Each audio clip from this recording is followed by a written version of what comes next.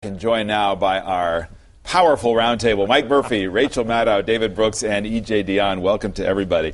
A lot to get to here, including health care and the economy and the big left-right divide in the country politically. But I want to start on Afghanistan, and I thought Ambassador Rice was interesting on this point, this question of whether the U.S., whether this president is committed to keeping America safe in terms of Afghanistan or staying there until Afghanistan is actually stable. I want to go back to this August speech he gave to veterans because I think it's important, and this is what he said.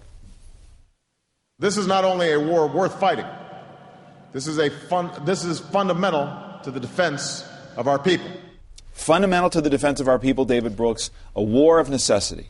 Will this president make good on those pledges with the decision he'll make on troops? I actually think he will. You know, they had this long meeting this week in the White House, 18 people in the Situation Room for 3.5 hours, and they're exploring all the options. And basically, I think they'll come to the point that if you look historically at what's worked to defeat counterinsurgency, there's only one thing that's worked historically, and that's what McChrystal is suggesting, which is protecting the population. The fear I have, and you saw it in the press reports, and frankly, you saw it from Susan Rice today, is they're redefining the standard. And the standard you might call the al-Qaeda standard. And that standard is, well, the Taliban can take over, that's fine, as long as al-Qaeda doesn't come back. So allowing a Taliban victory, and if the people who want to get out are redefining the war as a Taliban victory is acceptable to us, to me, that's a huge mistake. Rachel Maddow, I asked about the politics, and she had none of it, saying this is not a political consideration. But it is a political consideration. They've met with historians. They know about the Vietnam example, and members of his party are not supportive of escalating this war. I think that there's a willingness on the Democratic side to allow some time, whereas I think on the Republican side you're seeing these accusations of dithering that it needs to go faster and faster. I do think there's a partisan divide there.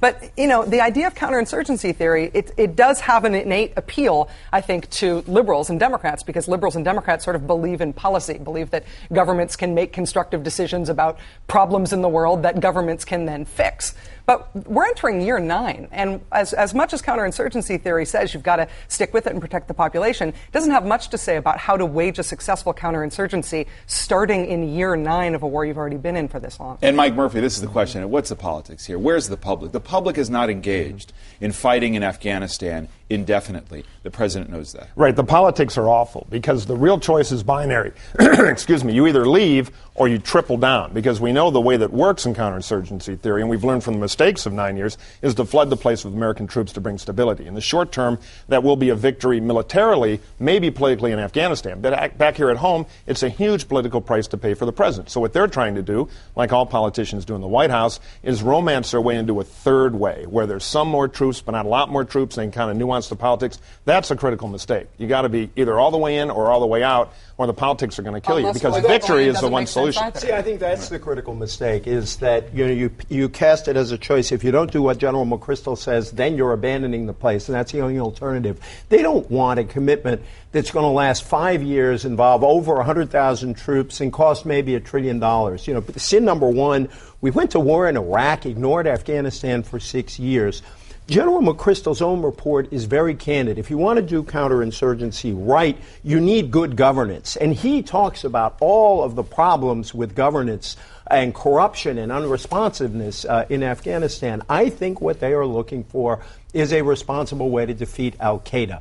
And the president's original commitment back in March was to disrupt, destroy, and defeat al-Qaeda.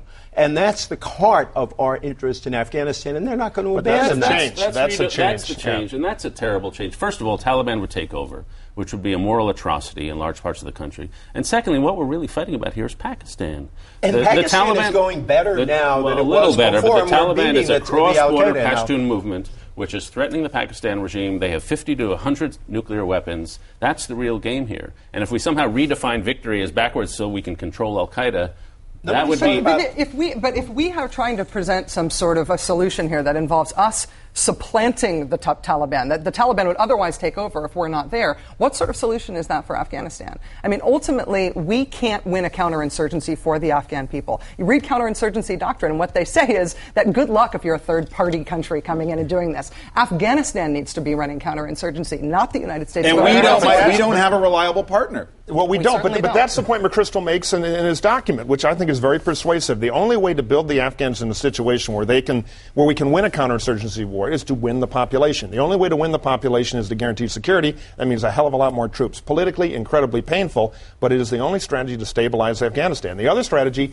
get all the way out and try to make some sort of fortress Pakistan. No, but hang on. My point is the politics of getting all the way out are really bad. The politics of doing what you have to do to win are really bad. There's no easy political path here for the Obama administration, which is why they're in this flux. I know, but they have to make a decision. This isn't a campaign. Let me take from the very serious and the dire to something on a lighter note that makes a serious point about this priority and what the president has accomplished or has not yet accomplished. And we turn to an incredible source, and that is Saturday Night Live. Watch. Almost 1 year and nothing to show for it. You don't believe me? You think I'm making it up? Take a look at this checklist. Now, on my first day in office, I said I'd close Guantanamo Bay. Is it closed yet? No. I said we'd be out of Iraq. Are we? Not the last time I checked. I said I'd make improvements in the war in Afghanistan. Is it better? No, I think it's actually worse. How about healthcare reform? Hell no. Does the biting satire, Rachel Maddow, have a point as it raises the question, has the president brought the change that he promised? The idea that the wars that Bush and Cheney started, that they didn't win, he hasn't been able to wrap up in less than a year. It's true that you could make great satire out of that. The idea that should be the standard. But a lot of people on the left have been critical about the wars in particular, and other things that have not yet been accomplished. I've been probably among the most critical, but even I wouldn't expect it to be done by now. The reason that bit is funny is because it's true. The honeymoon is over. They had tremendous expectations going in. That's the hangover of any successful campaign where you make huge promises. Now reality is hit. And that's the difficulty they're having now in domestic policy, with the economy, with health care, in Afghanistan and everywhere else. The wheel's turning. Yeah, well, government is hard. You know, a lot of what they're doing, they can promise to close Guantanamo, for example, to take one case. But it's actually hard to close it. They can promise to employ sanctions on Iran. It's actually hard to do it. In a lot of ways, they're continuing the Bush foreign policy, the second-term Bush foreign policy, not the Cheney one. You know, hooray, we live in a country where we do that week after week to any president of the United States. And the fact is that they are going to get a health care bill at the end of the year. I think what was missing from that list that is really a problem for them is the economic situation, where on the one hand they can argue, and I think they're right, that they helped keep us from falling off a cliff. That's a good thing.